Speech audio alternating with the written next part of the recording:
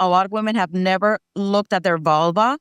They have never seen their labia. They have never seen anything that has to do with that part. We call it down there, which is kind of a funny word. But if it can't be named, it can't be seen and it can't be talked about. And so I think that cultural, religious, dogmatic way in which we have learned that sex is wrong and that everything that has to do with sex, especially our body parts that are involved in it, are wrong, then we have done everybody a disservice for generation after generation.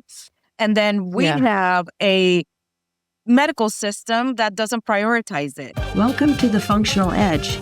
I'm Dr. Julia Ward, and this is where science meets real-world strategies for living healthier, sharper, and stronger.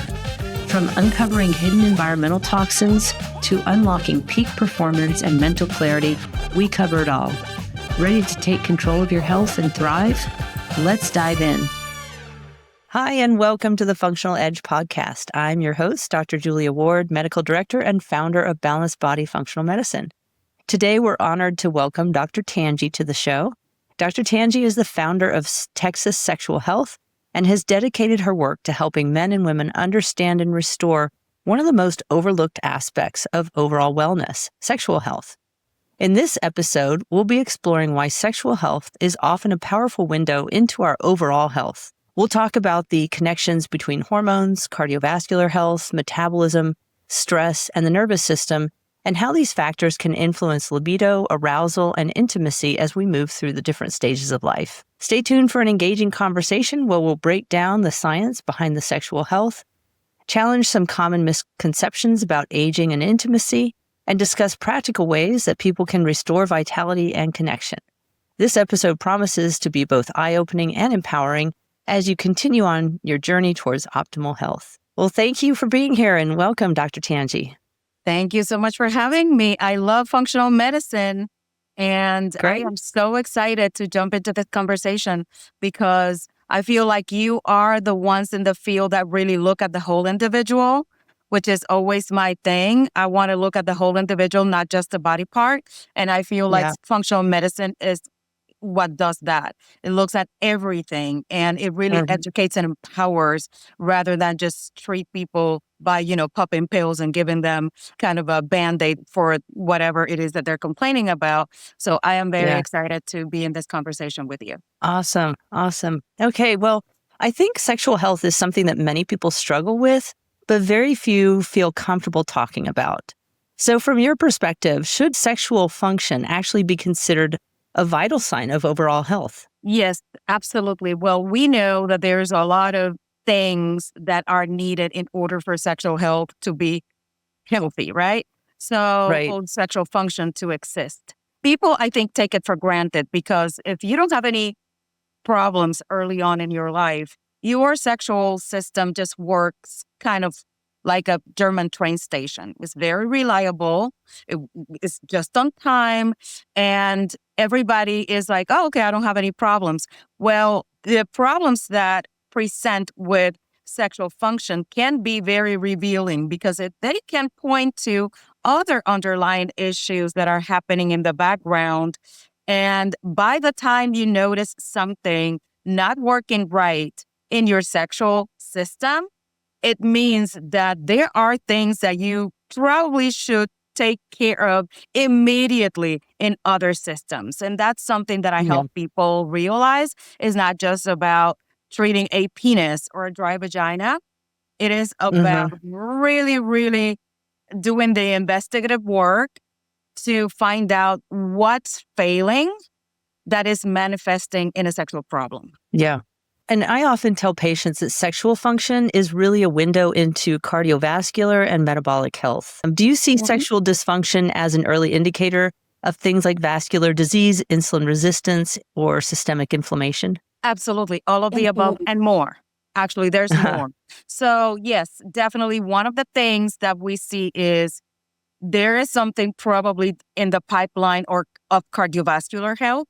So I tell people, if you think about your body, let's think about cardiovascular. People probably associate that mostly with blood supply, right? So let's just say, in a simplistic way so everybody can understand. Let's say that your body has not an endless supply of blood, but has a finite supply of blood. And it has to distribute that blood into different parts of your body to make those parts functional. And everybody in our bodies are dependent on blood, right? So our sexual organs, penis, clitoris, vagina, they depend also on that blood supply. So when something is compromised at the higher levels, then you have a trickle down effect, and the ability of the body to really deploy that resource, that precious resource of that oxygenated blood into your sexual organs is now compromised. And it's not able to. So definitely there are problems in the upper pipes preventing that blood from going down or efficiently being caught and trapped while you are going to have sexual activity in order for you to do that successfully. So that is definitely a sign of cardiovascular health, metabolic health in general, as you said, inflammation. Obviously, when we talk about cardiovascular health, we're talking about the state of your veins. We're talking about cholesterol. We're talking about cortisol levels. When we talk about cortisol levels and high levels of inflammation, that affects the brain. And the brain is also affecting that. So it's kind of this symbiotic relationship. And so that makes basically the brain less able to focus on pleasure, on sexual function, because it is kind of sounding the alarm and chasing what is going on with your body on all of these critical processes that are not working right all of a sudden. So we definitely have cardiovascular health, metabolic health. We have emotional and mental health issues. When your brain is compromised, also, it can't do a good job at sending the signaling down for everybody to come to the party, RSVP, come to the party and have a good time. We talk about back health. You know, I ask people when they're in my practice, have you had an accident? Have you had a fall? Because that also impedes signaling that is crucial for sexual functioning. We have pelvic floor. Pelvic floor is essential for sexual functioning. So when we talk about sexual health, it can be a reflection of a lot of different things that can be going wrong in the individual. They're probably not putting 2 plus 2 together. Maybe they go to another provider and they're just looking at that body part and they're just prescribing a pill or an injection to make that work. But they're not looking at what caused this in the first place. And that's what I'm mostly concerned with.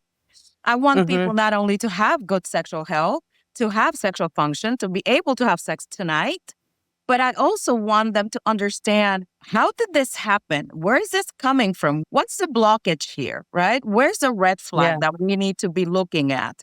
And I feel like, again, I do that investigative work, and that's what functional medicine doctors are very good at, is identifying like all of those aspects in your life that are not going well, that all of a sudden the system is kind of not in balance. And so you have something that you think is acting in isolation when in fact it's part of a whole system. Yeah, exactly. Well, let's just hit on the cultural kind of aspect of this, and I find that interesting that we're very comfortable talking about heart disease, diabetes, but a lot of people get embarrassed discussing erections, vaginal dryness, painful sex. Why do you think sexual health is such a taboo topic in medicine and I think in our culture in general? That is the bane of my existence. You are preaching to the choir here. Yeah, it leads to a lot of frustration on my part. I ask myself that question. I have researched it extensively. I ask my colleagues also in the sexual medicine and the sexual health space. And I think it's a combination of factors. I think it's multifactorial. First of all, you have an area of life that has always been kind of demonized and vilified and, it's sinful. We shouldn't talk about it. And the problem with that is that it's permeated everything and all levels of our existence. And so we don't abandon those thoughts just because we're having a dry vagina or a penis that doesn't get erect. So when that happens, we're not supposed to be looking down there. We're not supposed to be having sexual thoughts. We're not supposed to be having sexual desire, especially for women. I mean, it's a little bit more condoned in men, but in women, you're not supposed to even know what your body parts are. You're not supposed to look at them. A lot of women have never looked at their vulva. They have never seen their labia. They have never seen anything that has to do with that part.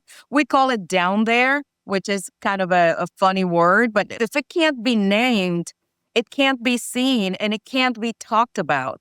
And so I think that cultural, religious, dogmatic way in which we have learned that sex is wrong and that everything that has to do with sex, especially our body parts that are involved in it, are wrong, then we have done everybody a disservice for generation after generation. And then we have a medical system that doesn't prioritize it. I was having a conversation with a very well-known sexual medicine specialist, Dr. Rachel Rubin, on Friday, and she is a urologist and sexual medicine specialist for both women and men. And she was saying that this is like the non-serious part of medicine. So sexual medicine is like, cardiology and neurology and urology, all of those are like, they're real doctors. Sexual medicine is like, are you kidding me? They're boutique-y, nobody knows what that is. When I tell people I'm a sexual health clinician or sexual health practitioner, they don't know where to put me. They don't know what to do with that information. They don't know what I do. And in my clinic, I take care of the whole individual, as I said. So we do pelvic, sexual medicine, and sex therapy. So we do the three.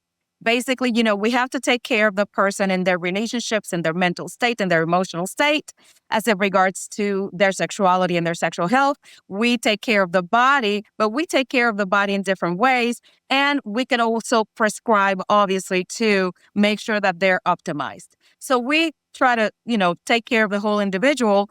But by the time people come to us, it's almost like the last resort. They don't see that this is a worthwhile investment. They feel like, again, going to the cardiologist. Believe me, there's a lot of value in cardiology because if you don't get your heart checked, you can die tomorrow.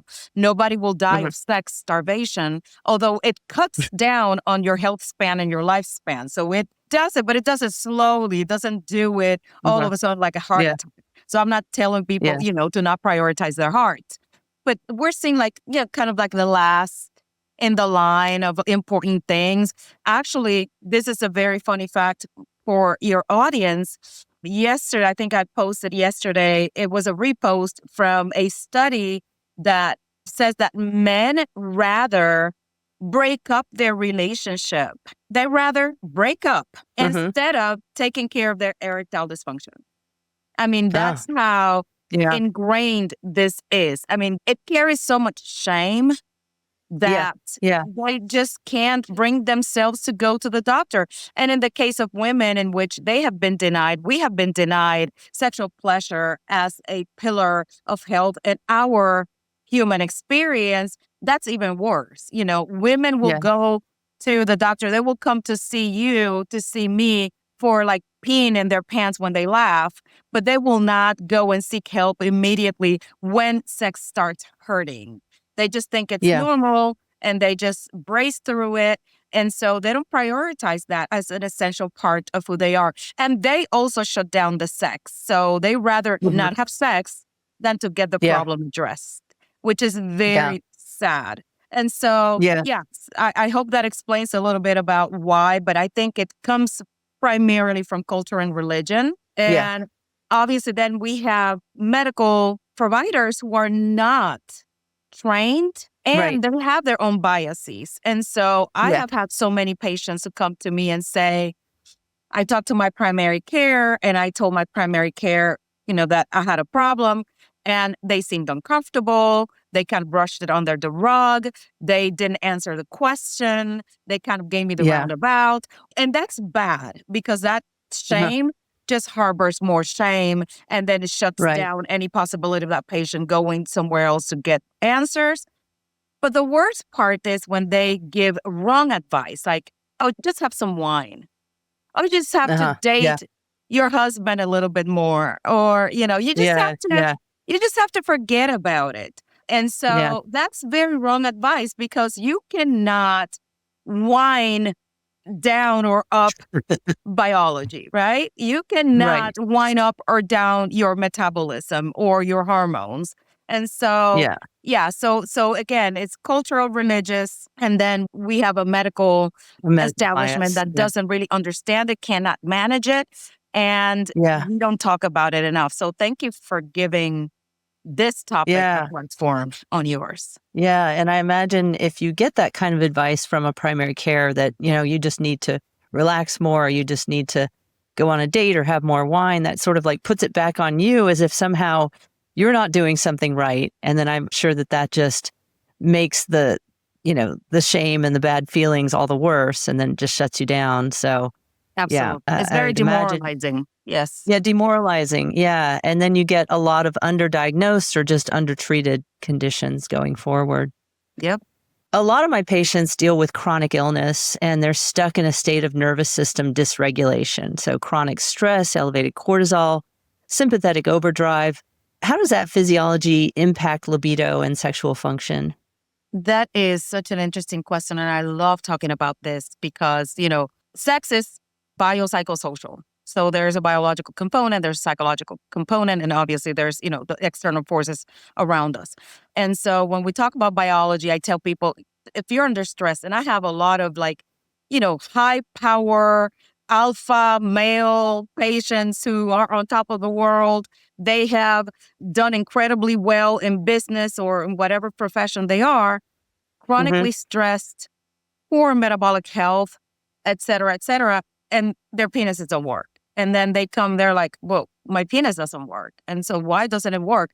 Why doesn't it work when I am on top of the world and, top producer for this industry, whatever the case may be? And I have to break it down to them. And I like to break down things kind of simplistically so people can understand.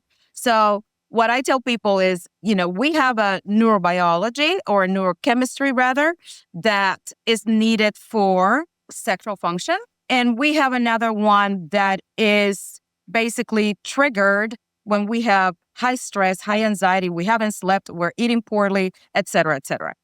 And so those two categories are mutually exclusive. They cannot exist when one is present. So when you have high sympathetic response in your body, so that's your high level, again, of stress, anxiety, worry, preoccupation, and you are under constant stress, the hormones that you're producing in your body are countering the hormones that you need for relaxing and sexual pleasure and, the sexual experience. And so basically one kills the other. And what I tell people, if I may, let me try to sanitize this language because I really talk like this to my patients. I said, when you are on sympathetic mode, which is the one that activates you, that's a threat alarm, you have really 4 Fs. They say fight or flight. It's actually 4 Fs. So you have fight, flight, freeze, or fawn. So those are the 4. People are very familiar with the fight or flight. You either start throwing punches and kicks, or you run away from the threat, right? If a tooth saber is after you, those are the 2 things that you know what to do. You can also freeze. And there's a lot of people that under duress, they just freeze. And that's a defense mechanism of the body to keep you alive. And you can fawn. You can kind of adapt to the threat and be agreeable and amenable to the threat to kind of make yourself, again, survive that threat. There's 1 F that is not there, and it is Fuck. And so I tell people there's 4 Fs. There's no room for a fit. So you are going to manifest those 4. Why? Because when you have a threat, like a tooth saber is running after you, you're not stopping to reproduce. You're not stopping to mate. You're not stopping to be romantic with your partner. That's not on the priority list. And that's why those neurochemicals, those neurotransmitters are designed the way they are.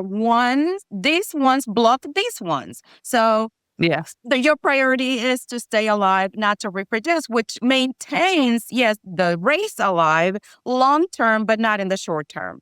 And so now they can understand okay, so if I am under stress, all of these other neurotransmitters are being deployed, and those are blocking my ability to really, really become sexual on demand. So it's not that easy. And it's not you because it's you because you're human. And so that's basically kind of the connection between both. And that's why it is so important to really work on the skills or the strategies to deal with stress and mitigate the stressors around your life. But when people have become so chronically stressed, as you know, and they have now insulin resistance, they have high cortisol levels, et cetera, and all that ensues, the visceral fat accumulated around their belly, which is extremely toxic and inflammatory, high inflammation levels in your body. Your body's trying to survive the threat of the tooth saber. It's not a tooth saber anymore because it is maybe your job or is maybe your relationship. But it is a threat, and the brain is not telling you, oh, it's not a woolly mammoth. It is your job. The brain acts exactly in the same way, maybe in a lesser response. Obviously, if it was a lion chasing you, you would have more of it. But it's exactly the same response. And so the brain is very smart, but not necessarily that discerning to be able to say like, oh, okay, yeah, it's your wife that wants sex with you tonight, or it's your husband that wants sex with you tonight. It's okay, you can relax. And then all of a sudden, all of those other neurotransmitters disappear. Right. And then you have the sexy ones that help you have pleasure. Yeah, exactly. I have been telling my patients that your sexual health is like the cherry on top of your overall health. And it just can't be there unless everything else is sort of lined up. But you're right, that chronic stress really does a number on our bodies, and it affects so much, including blood flow. So that's a major component, I believe. Exactly. So from a functional medicine perspective, we often see sexual dysfunction in patients with insulin resistance, visceral fat, or metabolic syndrome. What role does metabolic health play in sexual performance and desire for both men and women? Well, definitely. When the body, again, is a competition for resources, it's very, very hard to relax and have a good time. I mean, think about this. When you are under duress, under stress, when something is nagging at you and it doesn't shut up and you are in this constant battle within because whatever, you're trying to meet deadlines, you have very demanding job, whatever the case may be. Now I'm telling you, in the middle of that, turn it off and let's go and party. Like, just turn it off. Yeah. And no alcohol and nothing involved. Like, let's just forget about it. And now let's start dancing and let's start like having a good time. It is very hard to make that transition when you are in the midst of it. Yeah. Especially when you have something chronic going on. So when we talk about insulin resistance, people don't realize. And I tell people all the time when they come to me and they're like, yeah, I mean, I have, A1C and it's, I don't know, like 6, whatever. And I have to break it down to them. And I say, that's you putting sugar in the gas tank of your car. And what is it going to do? And I'm not a mechanic, but I've been told that it's very, very bad for a car. That basically, that gas goes through all those pipes and systems wherever gas goes in a car, and it damages the whole car. Actually, the reason I know this is because many, many years ago, I was in the military and a guy had court-martialed because he did that to the cars of officers in his unit. And he got into a lot of trouble. So when I went into the military, he was waiting for his court-martial. And anyway, and I was very young. I was 18 years old, so I didn't know anything about anything. But the guys were like, oh my God, and that's very bad. You put, sugar into a gas tank and that is very bad. So that was the first time I learned about it. And then when I learned about metabolism and, blood sugar, what it does to the body, I'm like, that's exactly what it is. You have a little bit of extra sugar in your body that is going everywhere and is damaging everything. And so sexual function is a lot about your ability to have good blood flow and your ability to have intact sensation. So nerves can communicate between your brain and your body. And that is actually harming both systems. It's harming your vascularity and it's harming your nerve endings. And so basically you're blunting your ability to function properly sexually when you have those high markers. And we already talked about what cortisol does. And basically it invalidates the other neurotransmitters that are involved in sexual function and sexual pleasure. And so when you have those high markers, basically what you're doing is you are severing signaling in your body. You're severing the ability for your brain to communicate effectively, give you sensation, give you pleasure, give you response, and you are blunting your ability to deliver the blood where it needs to go. And again, you don't produce more blood when you need to have an erection. And an erection, I mean an erection for men and women, because clitoris is also engorged, and that's an erection. And that's how women feel. And so you don't produce more blood. It's the same blood that you have going all over your body. And it's so if you are compromising the blood supply, then it can't get to where it needs to go. And so that's kind of the connection. That's how I try to explain it to people so they can understand a little bit better in more layperson terms, like, oh, okay, that makes sense. That's what's happening to my body. So every little bit of, extra sugar that you have is damaging systems that are needed for sexual function. Do you sometimes see improvement in sexual function on patients who improve their metabolic health, like even before medications are introduced? Absolutely. I want everybody. My spearhead right now in life, my mission in life is funny because it is sexual health. It continues to be sexual health, but it is metabolic health. Because for me, that is a holy grail. That is the essential piece that you need to work on. And so everybody that comes to me gets an assessment. How's your metabolic health doing? And I want everybody to improve metabolic health markers. And that's non-negotiable because even if they don't feel like that's a thing that is affecting them now, it will affect them in the future. It's just a matter of time. And so I am a kind of a different kind of practitioner because I do want to take care of the now, but I also want to set them up for success in the future. I don't want to just, give them a pill so they can have an erection tonight. I mean, yeah, that's great. That's very noble. I want everybody to have, great sex tonight. But I want them to have great sex tonight, and 5 years from now and 10 years from now, my motto is sex until death. And so I want you to have sex until your last breath. And so, and I want you to do that successfully, and I want you to do that happily, and I want you to do that abundantly if you choose to. And so let's give you the ability to have a lot of sex or as much sex as you want to have until the end of your days or until you decide that sex is no longer for you. This is a matter of aging, but it is a matter of how people take care of their bodies. And so I have seen, 70-some-year-olds that the wind blows and they have erections unassisted because they take very good care of themselves. And I've had 22-year-olds who can't have an erection. So this is not necessarily just a function of normal, quote unquote, aging. It is about what you do with the years that you have with your body. Yeah. So we live in a world where there's an app, a pill, a screen for almost everything.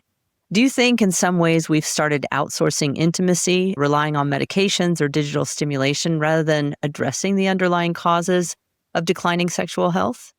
Oh my goodness, 100%. That is a great question, by the way. Yes, absolutely. I think, let me break this in parts. So 1998, March of 1998, actually, sildenafil, Viagra, is having an anniversary on the 18th or 28th of March. So 1998, obviously, it's one of the highest or most sold drugs in the world. I think it's been now challenged by the GLP-1s, but it became the most widely prescribed and used drug in the world. So sildenafil and then tadalafil and the others, the PDE5 inhibitors. And so in the advent of that, I think that we got very comfortable and complacent, and we felt, it can be solved with a pill. No big issue. I mean, I can be smoking, I can be drinking, I can be, have a lot of visceral fat. I can have, high metabolic markers for poor metabolic health. I can do whatever I want, and then I can pop 2 of these pills and my penis will work. And so that's it. First of all, that's not right. And secondly, they will stop working at some point if you continue on that path with your poor metabolic health. So they're not bulletproof. And they don't work for everybody. And they're not an arousal drug. So what it means is they help with blood flow, but they don't help you have sexual desire. They don't increase your libido. They don't give you necessarily, better sexual prospects. They just better your ability to function properly with an erection. So that was on the male side. And then all of a sudden, men are like, oh, okay, wow, I have this erection again. That's awesome. That's wonderful. But we didn't treat the women. And so women going through perimenopause and menopause around the same time that the men are kind of losing their erections. So, both of them are going through their changes at the same time. Let's put a number. Let's say 45. So at 45 years old, the man is like, oh, wait a minute. Like, I'm not waking up with morning wood anymore. I don't know what's happening. My erections are starting, but they're subsiding. And then later on, they become harder to start and then harder to maintain. And around that time, she's also going through perimenopause and menopause, which creates a host of changes in her body. And it really affects her libido, which in men, low testosterone can affect sex drive. And she's going kind of through the same thing. But he's more encouraged. Everybody prescribes testosterone for everything. I mean, you have low T clinics everywhere. You can just go to one of these places. They take care of your testosterone. Now you have Viagra. Now you have testosterone. You're all set. But you didn't take care of the woman. And so the woman has dryness, pain, atrophy. She has the genitourinary syndrome of menopause, in which, she has prolapse. She pees on herself when she laughs or when she coughs or when she sneezes. So she's suffering from all of these other things, plus the fatigue, plus the mental fog, everything that comes with perimenopause and menopause. And you have a guy who's like ready to go. You have a woman who hasn't been optimized. And who's also, because of the hormonal changes, her metabolism is also changing. And so we don't necessarily have a great plan for her. Now we are raising our voices and menopause care is becoming a thing, but we're like super late to the party. I mean, 1998 Viagra. So that tells you, what the big gap is. And meanwhile, you have a whole generation and all of us really who have porn at our disposal at any time and for free. And so basically we have a proxy for comprehensive sex education. People are really not talking about sex. They're not learning from reputable sources, but they have access to this content, which the content that jumps at you is probably not the most enticing. I always tell people, I never want to demonize porn. Not everybody has a problem controlling their porn consumption or poor health outcomes with porn. And, if people want to debate me on this, they can do that at a later time. But really the one that jumps at you initially when you go to a porn site, it is the one that is like super hardcore, et cetera, et cetera. But there are thousands of categories of porn. Like if you wanted to curate your consumption, you can go and have feminist porn and romantic porn and, like anime porn. You can have all kinds of it. And it doesn't have to be the one that jumps right at you when you first go in. But, people are learning that is sex. And that is very penis and vagina driven. So now to go back to the question, you have a guy who has testosterone and Viagra. You have a woman who doesn't know what to do with her perimenopause and menopause and is suffering from all these other symptoms.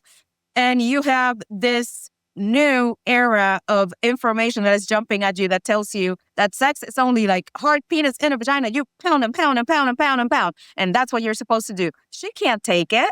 She can't take that. And so if that's your idea of intimacy and romance and good sex, it is a disservice because, penis in a vagina, I mean, I love it, but it's not the only thing that we do. And it's the one thing that people get caught on. And I see it especially in younger couples in my practice, actually even in older, what am I talking about? In which it's like, if we don't have a penis that goes into a vagina, we're not having sex. We can't have sex. There's nothing else going on. People are not doing any of the 1,000 other things that they can do while they're together to foster intimacy and have sexual pleasure with sexual activity that sometimes doesn't have to require a hard penis in a moist vagina.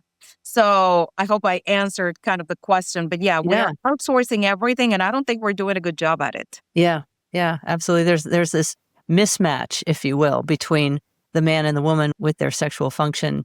And medicine has just been catering much more to the men, unfortunately. 100%. So One question I hear a lot from patients is, whether declining libido is simply inevitable part of aging or not. In your view, do you think that's true, or are many of these changes actually treatable, or as libido itself?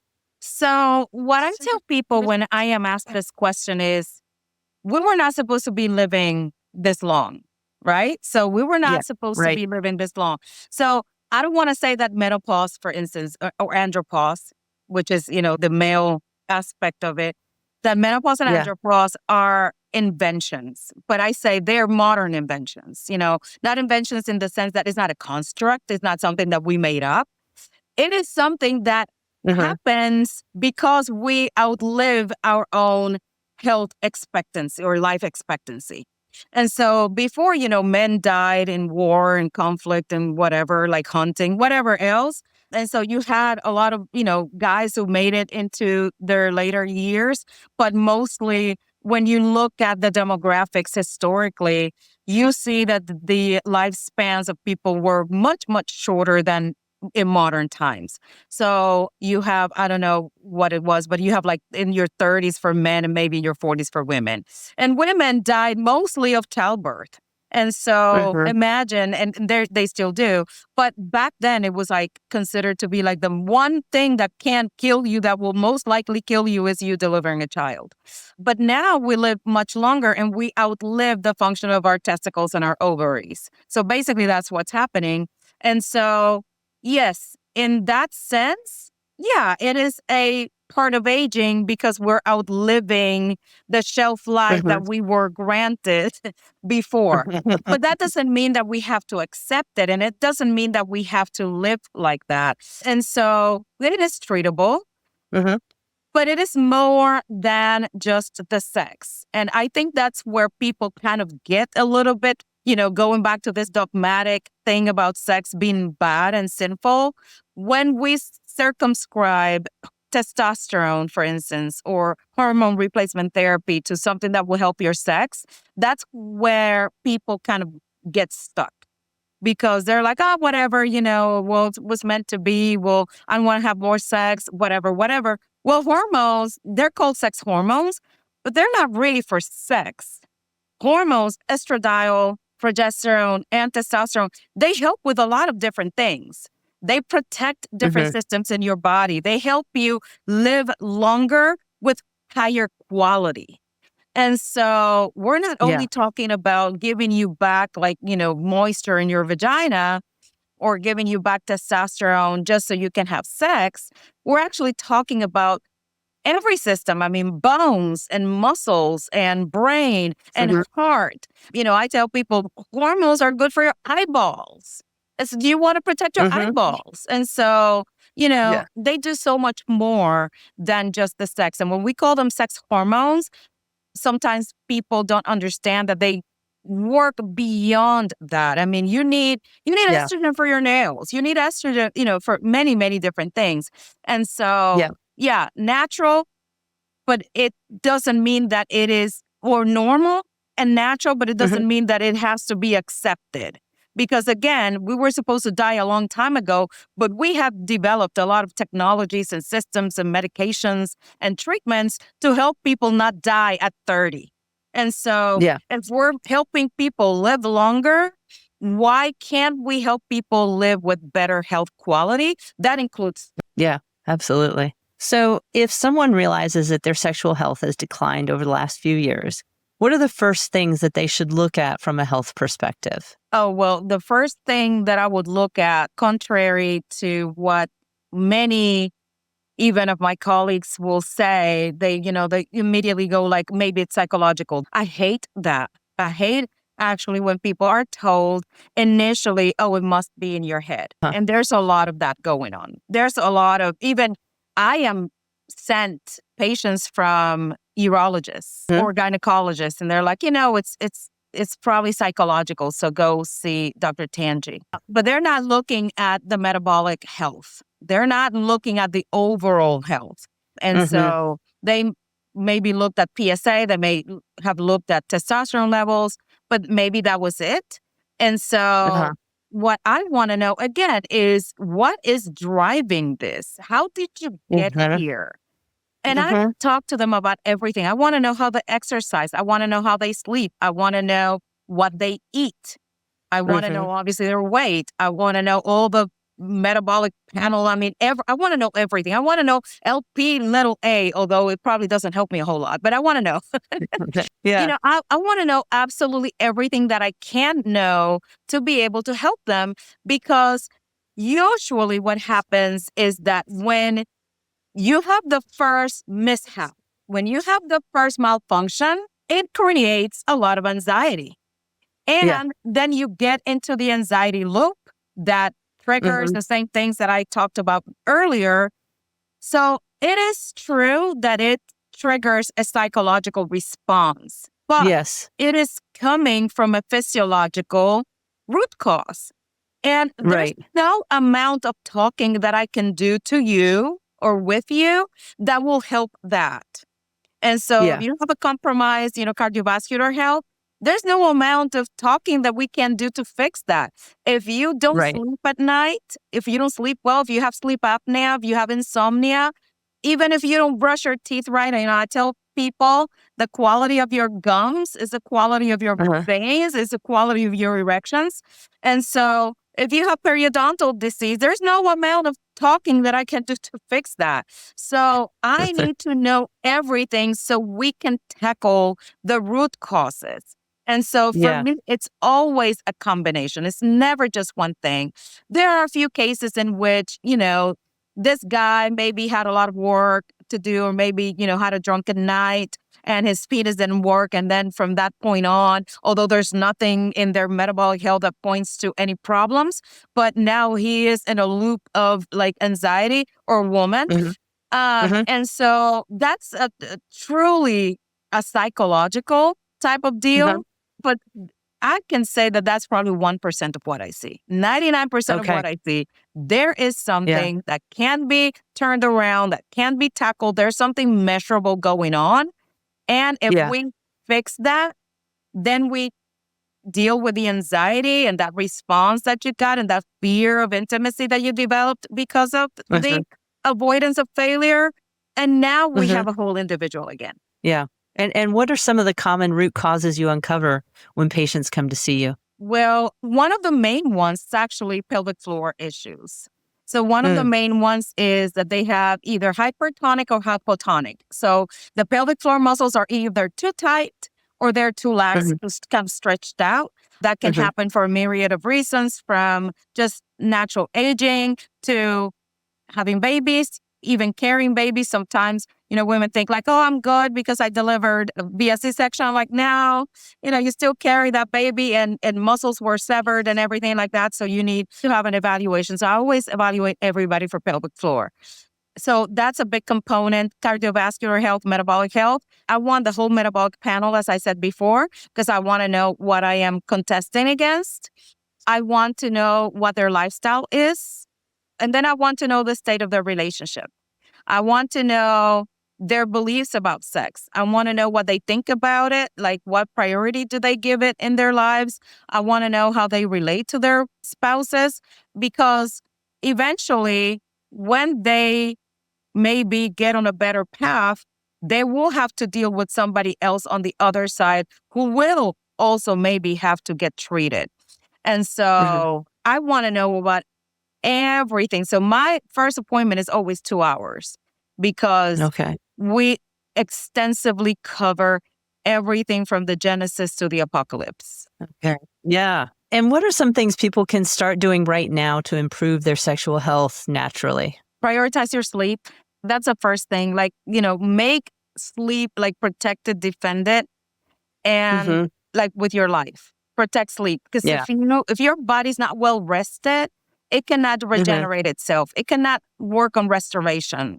Your brain doesn't work right. Your body doesn't work right. All the things, the bad things that we talked about before, they will happen if you don't have a good night's sleep and you're chronically sleep deprived over time. So that's the first thing that I would recommend to everybody, is like, get your sleep in check. After that, you have to really pay attention to what's going on around your waist. You have to pay attention to that visceral fat, because we know that the more of it you have, the more wonky those numbers will be. They will be elevated. They will wreak havoc in your body. And so I always tell people, like, look at this. Look at what's going on in your circumference. I get a lot of people with the super hard pot bellies. And sometimes they come in and I look at them. Obviously, I haven't met them before until that time. And when I see them, I'm like, I know everything that's going on with you. I know that your metabolic health is like off the charts in a bad way. And so that's one thing that I want them to definitely take a look at. I want them to start moving. I want them to improve their muscle mass. I want them to, to start moving, to start kind of circulating that blood. I want them to eat right, because you cannot outdo a poor diet. Yeah. You can't out-exercise a bad diet. Exactly. Yeah. You cannot out-exercise it. You cannot out-sleep it. You cannot do anything with a bad diet. So definitely take care of what you're putting in your body. My motto, I love my body. And I always say, I don't want anything in that I will want out. So if I want it out, I'm not putting it in, because I don't want to deal with it. Once it's in, people, once it's in, it's like under a tight lid, and to get it out is super hard. It's easier to put it in than to get it out. And so basically, I want people to basically practice the same health principles to live a healthy life as with everything else.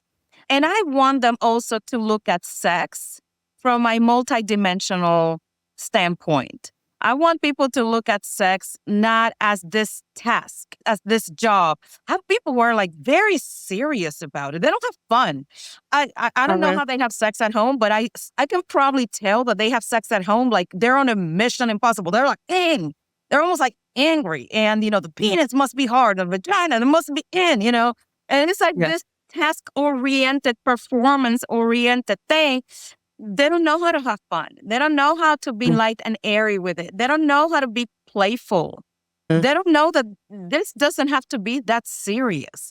You can laugh. Actually, when I tell them, like, you're supposed to laugh or smile or whatever, during sex, they're like, what? Yeah, you're supposed to, like, whatever happened. Like, if somebody farted during sex, okay, we'll laugh it out. And it's like a new concept. They're in their 50s or 60s, and they have never thought about having fun with sex. Sex is always like this job that they clock into and then they clock out. And it's like this very serious matter. And sex doesn't have to be that. You can evolve. You can sprinkle things in it. You don't have to be so rigid with it.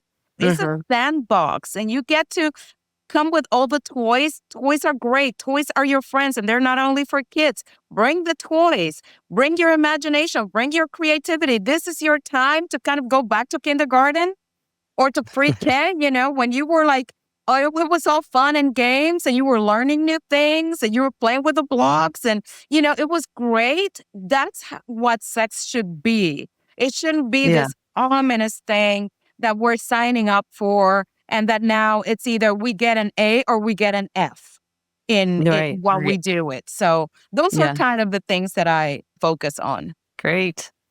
All right. If there was one thing you wish more physicians and patients understood about sexual health, what would that be? Oh my God, that it is essential. As important as every other aspect of your life. That it is not like the last resort. It is not like the last thing in the list. That it should be a priority, that we should take it as seriously as any other health conversation, and that we don't need to be ashamed of it. We don't need to be embarrassed about talking about it. I always say that my superpower is that I talk about sex like you talk about the weather. And so sometimes I'm in restaurants, and I'm all over the place talking about sex. This is my life 24/7. And sometimes I have somebody who's like whispering a word like penis.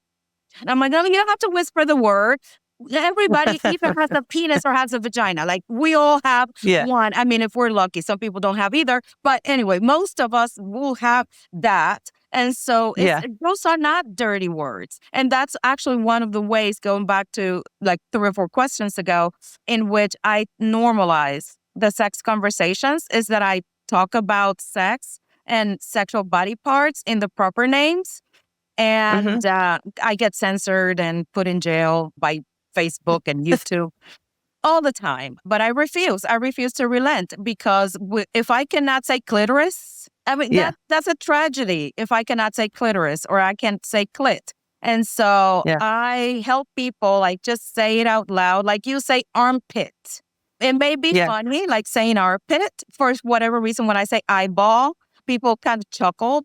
I find it funny, eyeball too. But that's part of it. It's like normal. You say eyeball, you say ear, head, shoulders, knees, and toes. You learn when you're like a baby. Well, learn the proper names and name the proper body parts by those proper names. And so it is something that we need to get over and just start having those open and candid conversations. I understand that not everybody can treat sexual stuff. I understand that not everybody is prepared and that not every clinician is prepared, but you can open the window for the conversation, invite the patient to share, and then say, I'm not the right professional, but that's a very important concern.